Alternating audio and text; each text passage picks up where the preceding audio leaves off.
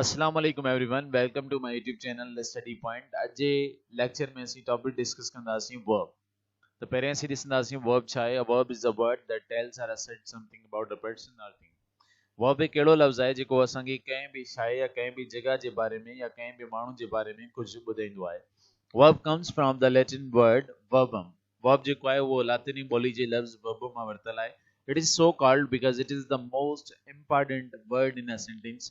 इनके असीं इन करे जेको आहे न इहो चवंदा आहियूं त वर्ब जेको आहे उहो छा आहे, लाज़मी आहे, छो त उनजो जेको रोल हूंदो आहे सेंटेंस में उहो तमामु इम्पॉर्टेंट हूंदो आहे। A verb may tell us what a person or thing डस।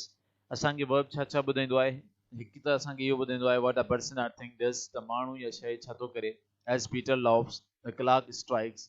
जीअं पीटर खिले थो, मिसाल कलाक जेको आहे उहो छा थो करे, कलाक जेकी नीडल आहे उहा छा आहे स्ट्राइक थी करे या असांखे टाइम ॿुधाए थी। What is done to a person or thing, या कंहिं माण्हू या शइ ते छा कयो वियो आहे, कहिड़ो एक्शन कयो वियो आहे। जीअं David is called it, David खे छा कयो आहे, इज़ कॉल्ड कयो वियो आहे। द विंडो इज़ ब्रोकन, दरी छा कई वई आहे, भॻी वई आहे, भञी वई आहे।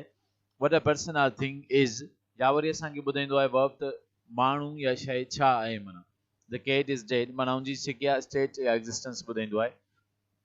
द कैट इज़ डेड माना ॿिली छा आहे, मोअल आहे। ही इज़ अ टीचर, हू उस्ताद आहे। ठीकु आहे। उनखां पोइ आहिनि kinds of verb. Kinds of verb में हिकिड़ा आहिनि मेन वर्ब्स ऐं ॿिया आहिनि ऑक्सिलरी वर्ब्स। हाणे पहिरियों असीं ॾिसंदासीं मेन वर्ब्स। मेन वर्ब्स कहिड़ा हूंदा आहिनि। मेन वर्ब्स जा ॿ टाइप्स आहिनि, हिकिड़ो ट्रांज़िटिव वर्ब्स ऐं ॿिया इंट्रांज़िटिव वर्ब्स। पहिरियों असीं ॾिसूं त ट्रांज़िटिव वर्ब्स कहिड़ा हूंदा आहिनि, विच टेक ऑब्जेक्ट। उहे वर्ब्स जेके पाण सां गॾु ऑब्जेक्ट खणी उन्हनि खे असीं छा चवंदा आहियूं, ट्रांज़िटिव वर्ब्स। जीअं write, sing, read, write a letter. ठीकु आहे। राइट खे असीं छा लिखंदा आहियूं, he writes a letter, she writes a letter. ठीकु आहे, या यू राइट अ लेटर। हाणे ॾिसो माना राइट जिते बि असां लफ़्ज़ यूज़ कंदासीं उते असां छा ईंदो, ऑब्जेक्ट लाज़मी ईंदो। त इहो कहिड़ो थी वियो, वर्ब असांजो ट्रांज़िटिव वर्ब थी वियो। जीअं हिते लिखियल आहे आई राइट अ लेटर। हाणे ॾिसो राइट सां गॾु छा आहे, अ लेटर असांजो ऑब्जेक्ट आहे, त माना हीउ कहिड़ो वर्ब थी वियो, असांजो ट्रांज़िटिव वर्ब थी वियो। She sings a song. हाणे हिन में ॾिसो तव्हां ऑब्जेक्ट असांजो आहे, सिंग्स असां यूज़ कयो आहे वर्ब, त असांजो सॉन्ग जेको आहे असंग ऑब्जेक्ट थी वियो। त माना सिंग जिते बि यूज़ थींदो उते असांजो ऑब्जेक्ट ईंदो। त सिंग कहिड़ो वर्ब थी वियो, असांजो ट्रांज़िटिव वर्ब। सेकंड टाइप आहे मेन वर्ब जी, इंट्रांज़िटिव वर्ब्स। हाणे इंट्रांज़िटिव वर्ब्स उहे वर्ब्स हूंदा जेके ऑब्जेक्ट न खणंदा, which do not take object. उहे ऑब्जेक्ट न खणंदा आहिनि। जीअं लाफ आहे, स्माइल आहे, गो आहे, कम आहे, शी स्माइल्स। हाणे इन सेंटेंस में असांखे ऑब्जेक्ट लॻाइण जी ज़रूरत न आहे, या हीउ स्माइल जेको आहे उहो पाण सां गॾु ऑब्जेक्ट न खणंदो। शी स्माइल्स, बस इहो सेंटेंस हिते पूरो आहे। त माना स्माइल जेको छा आहे उहो इंट्रांज़िटिव वर्ब आहे। उनखां पोइ सेकंड सेंटेंस आहे, ही इज़ वीपिंग, हू रोई रहियो आहे। हाणे इन सेंटेंस में बि असांखे ऑब्जेक्ट लॻाइण जी ज़रूरत न आहे। त वीप जेको आहे उहो बि असांजो छा आहे, इंट्रांज़िटिव वर्ब्स आहे।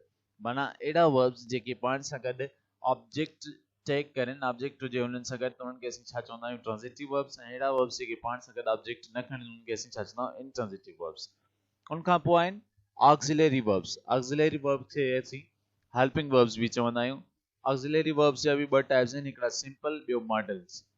ठीकु आहे। त सिंपल वर्ब्स में असांजा कहिड़ा आहिनि। सिंपल वर्ब्स में do, does, did, is, am, are, was, were, have, has, हैड। इहे असांजा सभु छा आहिनि, इहे असांजा आहिनि सिंपल वर्ब्स आहिनि।